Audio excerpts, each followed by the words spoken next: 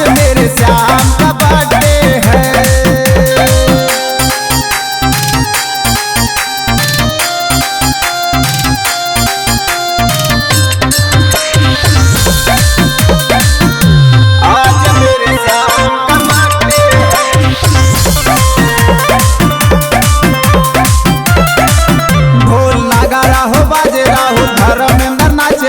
Cake सब काटे मेरे श्याम का, कान्हा कान्हा मेरे कान्हा कान्हा, कान्हा कान्हा मेरे कान्हा कान्हा।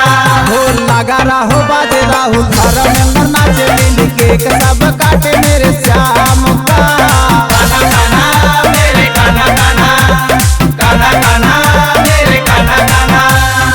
सजा है मथुरा स्वर्ग के जैसा, सजा है मथुरा स्वर्ग के जैसा, जहाँ का बर्थडे है आज मेरे श्याम का बर्थडे है, मेरे घनश्याम